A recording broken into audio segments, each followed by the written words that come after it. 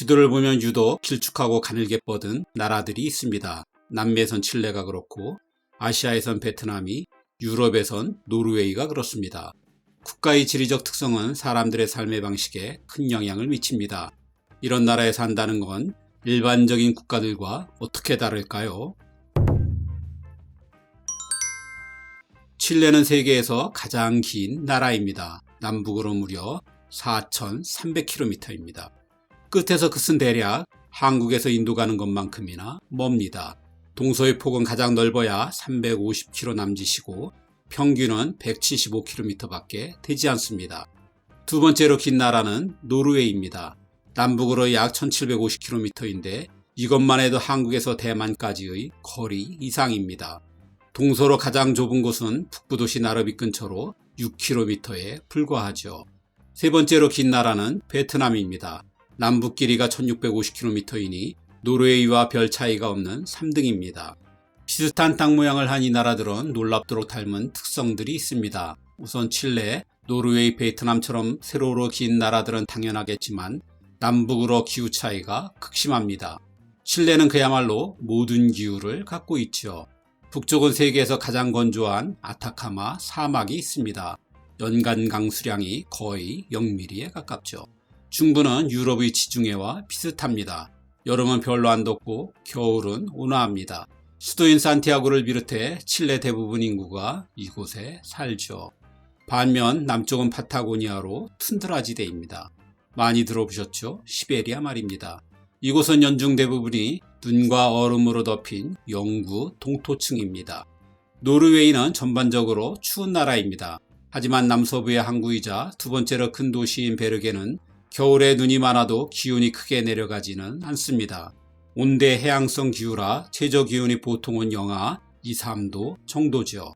반면 북쪽은 여름은 백야, 겨울은 해가 종일 뜨지 않는 극야로 양극단을 달립니다. 북극권이라 겨울은 눈도 엄청나고 추위야 말할 것도 없습니다. 베트남은 수도인 하노이가 있는 북쪽은 사계절이 비교적 뚜렷합니다. 겨울엔 10도 밑으로 더 떨어지니 꽤 쌀쌀하죠. 하지만 남부는 전형적인 열대기후입니다. 연중 덥고 습도도 엄청나죠. 이 세 나라는 지리적으로 쏙 빼닮은 공통적인 특징이 또 있습니다. 해안선이 길고 그 해안선을 따라 산맥이 나란히 존재한다는 것입니다. 칠레에는 7,000km로 세계에서 가장 긴 산맥인 안데스가 있습니다. 노르웨이에는 영토 길이와 거의 똑같은 1,700km의 스칸디나비아 산맥이 있고 베트남에는 1,100km나 되는 안남 산맥이 있습니다. 이 험준한 산맥들은 방어벽 역할을 하면서 각각 아르헨티나, 스웨덴, 라오스와 자연적인 국경을 이루고 있습니다. 이 세 나라 모두 산맥이 동서 확장을 막아 결과적으로 영토가 남북으로만 길게 뻗은 형태를 만들게 했습니다. 최고봉이 7,000m에 달하는 안데스, 2,500m의 스칸디나비아, 3,000m가 넘는 안남 산맥 등 이 거대한 자연 지리적 한계로 인해 인간이 선택할 수 있는 확장 방향이 제한되었던 것입니다. 한쪽이 거대한 산맥으로 차단되면서 이 세 나라는 농업, 목축, 제조업 같은 내륙 경제보단 어업, 해운, 무역 같은 해양 경제에 치중할 수밖에 없게 되었습니다. 이로 인해 칠레는 아르헨티나보단 태평양을 통한 아시아와의 무역이 더 중요해졌고 노르웨이는 중세부터 대서양을 이용한 한자 동맹의 중심이 되었으며 베트남은 남중국해를 통한 교역이 국가 경제의 핵심이 되었습니다. 이렇게 되자 산맥이 있는 내륙은 인구 밀도가 극히 낮아지고 대부분 사람이 해안 지역으로 몰리면서 주요 도시들이 남북으로 해안을 따라 길게 이어지는 형태를 띠게 되었습니다. 이 나라들엔 교통과 물류에도 일반적인 나라보다 불리한 점들이 여럿 있습니다. 우선 국토가 길수록 한 지역에서 다른 지역으로 이동하는데 시간이 오래 걸립니다. 칠레 북쪽의 아타카마 사막에서 남쪽의 파타고니아까지 이동하려면 하루 10시간씩 운전해도 6, 7일은 걸립니다. 노르웨이 남부의 오슬로에서 최북단 노르드카까지 차로 가려면 구불구불한 피오르드를 거치고 일부 구간은 페리로 건너야 하니 하루 10시간씩 운전해도 3, 4일은 꼬박 걸립니다. 베트남은 그나마 철도가 있으니 하노이에서 호치민까지 기차를 타면 30시간 이상이 소요됩니다. 도로나 철도를 건설하는데도 일반적인 나라에 비해 비용이 훨씬 더 많이 듭니다. 칠레는 산맥과 사막을 넘나들면서 도로나 철로를 깔아야 하고, 노르웨이는 피오르드와 산악지형 때문에 터널과 다리 공사가 많을 수밖에 없습니다.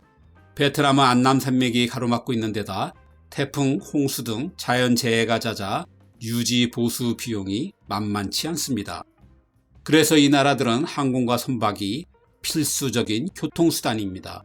그리고 남북을 연결하는 육로는 한두 개의 노선으로 제한되죠. 칠레는 5번 국도가 남북으로 있는 거의 유일한 고속도로고, 노르웨이는 E6 도로가 유일한 대형 간선도로이며, 베트남은 하노이와 호치민 사이를 달리는 통일철도에 의존합니다. 이 외엔 사실상 대체 교통망이 없어 특정 도로나 철도가 자연재해 등으로 끊기면 국가 전체 교통망이 마비되는 일이 간혹 일어나죠. 국토가 길면 물류비용과 이동시간이 증가해 지역별로 경제 불균형이 심해지는 경향도 나타납니다. 칠레는 교통망이 비교적 발달한 중부의 수도를 중심으로 산업과 인구가 집중되어 있고, 노르웨이는 금융, 무역, 석유 산업이 고루 발달한 남부와 달리 북부는 어업과 관광뿐입니다. 베트남은 교통 인프라가 부족한 중부가 낙후되어 있죠. 물류와 교통이 불편하면 기업과 외국 자본의 투자가 위축되고 결국 지역 간 격차를 해소하는 것이 더 어려워집니다. 남북으로 긴 나라들은 경제뿐 아니라 정치, 사회, 문화 등 여러 방면에서 마치 양쪽이 다른 나라처럼 큰 차이를 보이기도 합니다. 일반적으로 남부는 무역과 교역이 활발하며 다양한 외부 문화를 받아들여 개방적인 성향을 띱니다.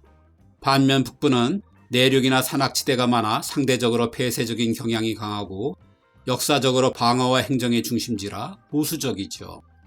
칠레의 남부는 독일 이민자들이 정착해 유럽 문화가 강하고, 노르웨이 남부는 오슬로, 베르겐 등 무역이 발달한 항구 도시들이 많으며, 베트남 남부는 프랑스 식민지 시절부터 국제무역으로 유명한 옛 사이공이 있습니다. 반면 칠레의 중북부는 수도인 산티아고가 있고 원주민의 영향이 강합니다. 노르웨이 북부는 북유럽 원주민인 사미족의 전통 문화가 유지되고 있고, 베트남 북부는 중국의 영향을 강하게 받은 수도 하노이가 있습니다. 이들 나라의 북부가 상업이 발달하지 못한 건 칠레는 건조한 사막지대가, 노르웨이는 혹독한 기후가 교역에 불리해서이고, 베트남은 중국과 가까운 지리적 특성 때문에 무역보다는 늘 국방과 정치적 통제가 중요한 지역이었기 때문입니다. 영토가 긴 나라들은 그렇지 않은 나라들이 겪지 않아도 될 특별한 안보적 어려움도 있습니다. 우선 국경과 해안선이 길면 그만큼 방어해야 할 지역도 넓어집니다. 여기에 거리가 멀어 특정 지역에서 군사적 충돌이 발생하면 남북으로 빠르게 이동하기도 어렵죠. 교통과 물류가 불편한 지역은 군사기지나 방어시설을 짓기도 쉽지 않습니다.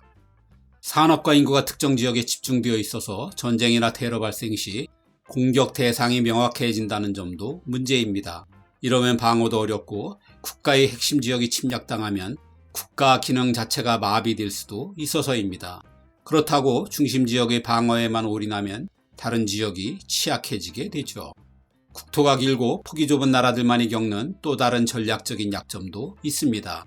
중간에 특정 지역을 적이 차지하면 국토가 단절된다는 것입니다. 중앙을 점령한 적이 한두 개밖에 없는 간선도로와 철도를 장악하면 군 병력과 보급품이 남북으로 이동할 수 없으니 정말 치명적이죠.